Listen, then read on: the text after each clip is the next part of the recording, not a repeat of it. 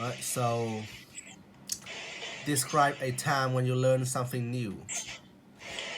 So the story began when I was like giving a presentation in class, which is I'm pretty a shy person. So my group actually just pushed me into the on their board and forced me to giving a presentation, and it was pretty bad.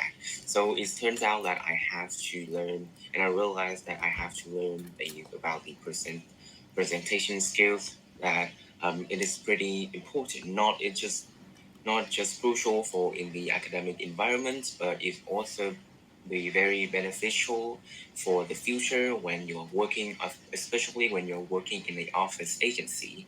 And so I learned it when I was like in the first years of high school when uh, watched a when I watched a video on YouTube by someone named Ving, which is pretty inspiring me and giving me a lot of information on how I can control my breath, how can I be confident, and how can I getting a speech fluently. And yeah, I find it's pretty helpful. And yeah, I have learned many things new with like the when speaking to the audience. And as a result, and I in the further presentation, I do it like pretty good. And from that, I'll be um, the main presenter of the class and going on many like the big events. So yeah, I think it's pretty important not just on this period, but also on in the future. So how about you? Can you describe a time when you learned something new? Right. So, uh, to be honest, it's still a pretty new skill for me, and I haven't mastered it. However, I do want to share with you a very rather niche skill that I learned, which is 3D printing design. Right. So, uh, about like 2 months ago, about 2 months ago, my dad bought a 3D printers, which well, according to him, he said that perhaps I can use it to my advantage. So first of and but in the first place, I don't really know how to use the pretty printing machine at all, right? Uh, yeah, I can honestly, of course, I can print the designs from the internet. However, I do, I think about actually putting it to use, maybe like making a side hustle to get some extra monies, having my own, pocket money, for example. So I began to learn 3D design. At first, it feels a bit overwhelmed because I don't know where to start, and honestly, as alien to me as it is, I have completely zero experience and also nobody to actually act as a mentor because 3D printing is rather new and not many people are into it. Well, at least in Vietnam, So I start off by learning a few basics skills from the internet, download the recommended application that most YouTubers and online instructor recommend, and trying to make some simple shape. And during that time I learned a lot of things like how to print something in a way to make the texture smoother, for example. And I just think that it might act as a cornerstone or a stepping stone in my future, especially if I am a bit disorientating regarding my career choice. So perhaps my experience with designing 3D printing models can opens up another doors for me in my life. So yeah. All right. So on to part three. Do you think it is important for everyone to continue learning throughout their lives? So first of all, we all have to admire that there was actually a moment when we realized that we really want to drop out of school to start a new career. However, I'm pretty the contrary to this opinion. Mostly is because learning is actually the most important things that you can do throughout our life. So, for example, there's a lot of billionaires or millionaires that dropping out of school, but those are just some of the exceptions that they are so extraordinary that they having a base knowledge about marketing or some of any other skills that it is pretty helpful on start on their career. So it's just I'm not trying to talk about them in this case. And points that I want to bottom line here is even when you are old, you still gonna have to learn something that you want. For example, my grandma is like 70 years old, but she's still learning English to actually speaking with their customer. Like she's pretty an ambitious person. So yeah, I find it pretty inspiring, and yeah, and that's why I feel like learning throughout our life, even though we are old, we are getting older, is actually crucial for the for us. So next question is, what are some of the challenges of learning new things as an adult? Well, I think there are two main factors from an internal factor and an external factor, right? So first of all, adult, well, naturally is, well, less receptive. Like, they are less, they are, their learning capability is worse than a young counterpart. Not because they're stupid or anything, that not that because of their lack of intelligence, but because their mind is already mature, and so they will find harder to get the information. Of course, it depends on people, but in general, they might find it harder to learn a new skill, especially like language and linguistic related skill. And that's why you see that a lot of people recommend children to learn English in during their early stage of life, because it's easier for them to absorb those kind of knowledge.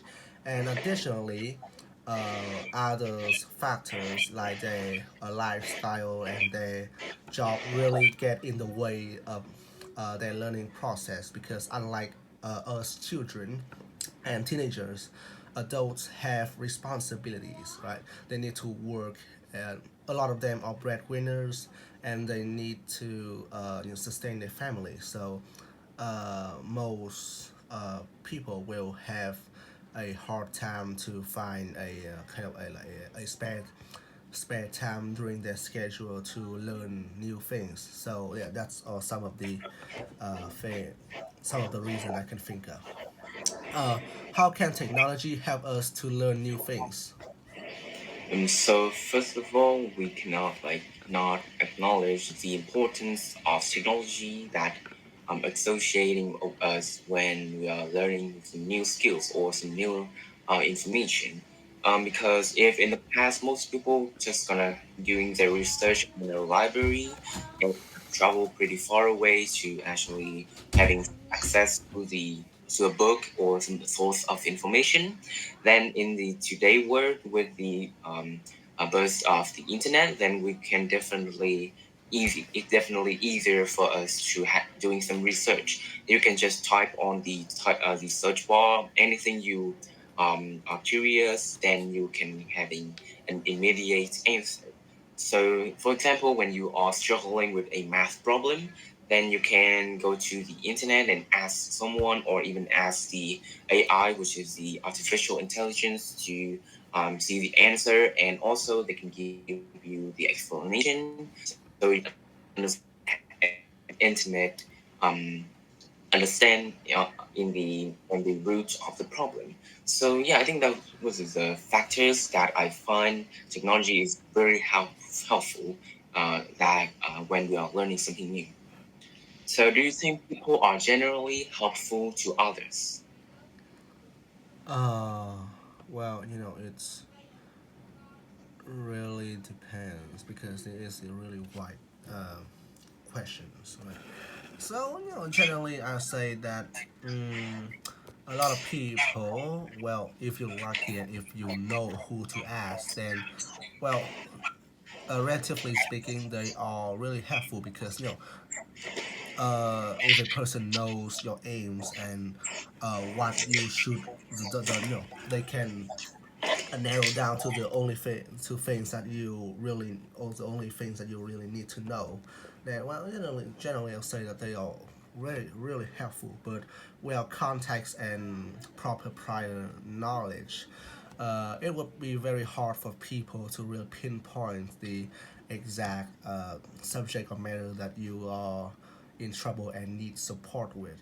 So yeah, overall, I would say that it really depends on the context and how well the supporter knows about, well, you in an individual's level. Alright, so what can be done to encourage people to help others more? And so, in my perspective, then I think the reason why most people are helping each other is they are waiting for something to be given back to them. For example, they are helping some person for charity, but on the deep inside their thoughts, they just want to get seeking for attention from the social media. So I find it just kind of fake, and also it's kind of although they can have some contributions to the community, but I find it pretty unathletic, and they are doing it for the fame. So to encourage some more people to helping others, then I will say that it mostly depends on their religion. Like when their perception is based on the, the uh, mm, on some of the things that they do now is going to impact greatly on what they will receive in the future.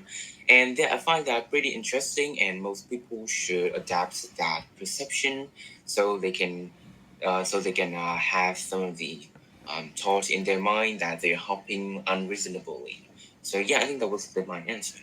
So is there anything you would like to do to help others in the future? Well, it's hard to say, especially if you ask me about what can I do and what I planning to do to help others. But my